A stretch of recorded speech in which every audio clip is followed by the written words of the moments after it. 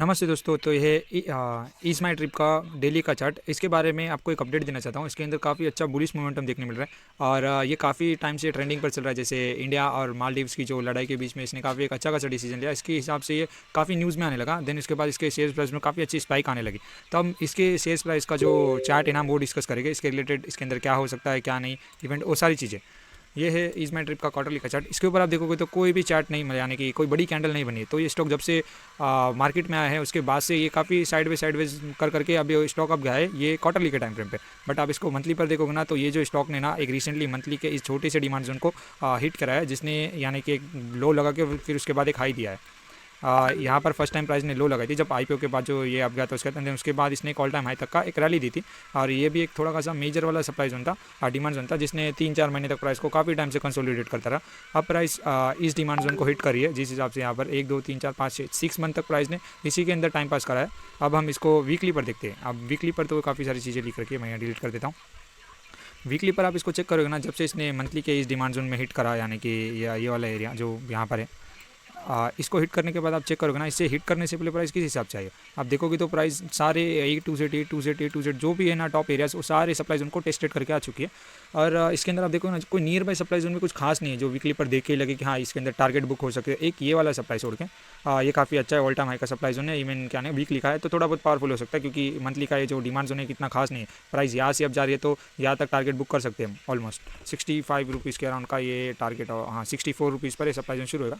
But इसको भी हम डेली पर ब्रेक डाउन करके देखते हैं कि इसके अंदर सच में कुछ अच्छा खासा है जो प्राइस को रोक सकता है। बट यहाँ पर एक देखने की बात करें, अब फर्स्ट टाइम ये जो डिमांड जोन है लास्ट वीक इसने एक वीकली की एक रेंज ही कोई ब्रेक कर दिया, जिसके हिसाब से जो रेंज थी यहाँ तक की इसने ब्रीच किया। एंड देन फिर इसके बाद अबाव तो ऊपर तो गया है बट ऊपर क्लोज नहीं हुआ। बट जिस हिसाब से जो का लास्ट वीक की जो ये करंट वीक की कैंडल है जो यानी कि, तो इसने ये रेंज के ऊपर से ही शुरू हुई है।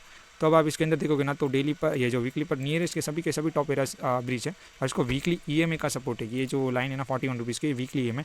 अब यहाँ पर ये जो वीकली का जो डिमांड जोन है ये काफ़ी ज़्यादा इसके अंदर बेस कैंडल है। तो इसके अंदर जब प्राइस आएगी तो काफ़ी टाइम तक साइडवेज होती है। ऐसे जो डिमांड जोन की लोकेशन होती है इसके अंदर काफ़ी टाइम तक प्राइस रुक जाती है, क्योंकि अगर डेली पर अच्छा खासा एग्जीक्यूशन नहीं मिला तो प्राइस काफ़ी टाइम तक सबस्टेल करती है जब तक ईएमए प्राइस को क्लोज ना करे। देन क्लोज करने के बाद ईएमए धीरे से प्राइस के ऊपर यानी कि नीचे क्लोजिंग दे, देन फिर 2-3 दिन रुकती है छोटी छोटी बेस कैंडल में, देन उसके बाद फिर अप जाती है। खैर अभी हम इसको डेली पर देखते हैं। वीकली पर तो हमें कुछ खास नहीं मिला। वीकली पर इसका ट्रेंड जिस हिसाब से साइडवेज था, ये काफ़ी टाइम से प्राइस लो आ रही थी, साइडवेज था। तब इसने एक फिर से एक रेंज को ब्रेक कर दिया, तो इसको ऐसा कंसीडर कर सकते हैं साइडवेज टू अब जाने की कोशिश कर रहा है। बट खासकर तो इसे साइडवेज ही कंसीडर कर सकते हैं, क्योंकि एक सप्लाई जोन यहाँ टूटा था, दूसरा डिमांड जोन यहाँ टूटा, तो दो टूट चुके हैं। अब इसने एक रेंज ब्रेक करी है बट दूसरा सप्लाई जोन वीकली का टूटा नहीं है। खैर तो इसे हम साइडवेज कंसीडर कर सकते हैं। ओके, अब हम डेली पर देखोगे ना तो सारी चीज़ें मैं पहले डिलीट कर देता हूँ। तो आप डेली पर देखोगे ना तो यहाँ से लेकर यहाँ तक कुछ नहीं है।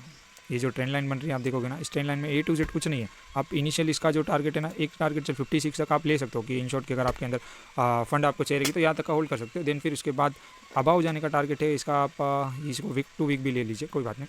तो 64 रुपीज़ तक का इसके अंदर आपको टारगेट दिखने मिल सकता है।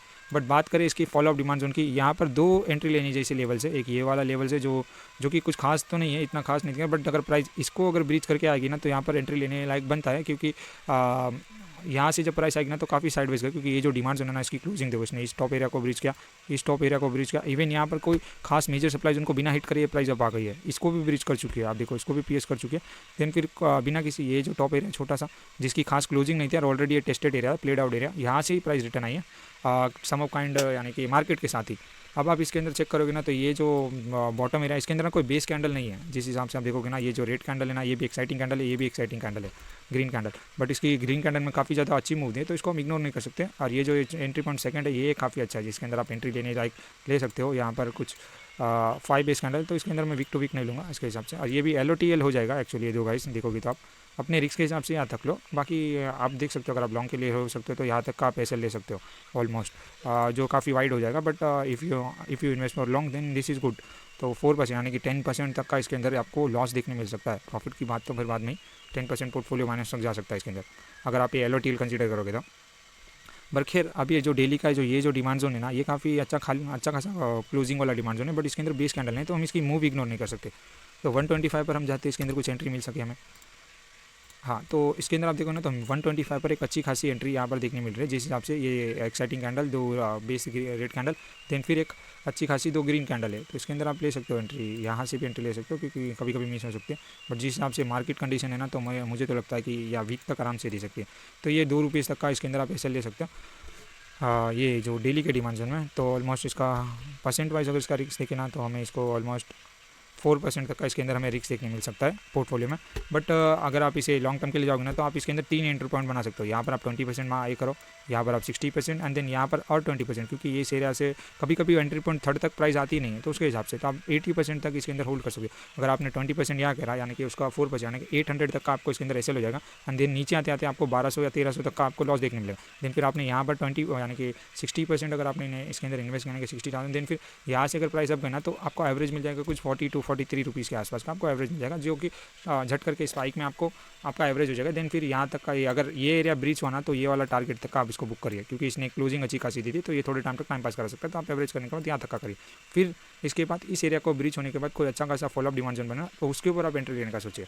बस आज के लिए इतना ही। Trade well, trade safe guys, happy trading.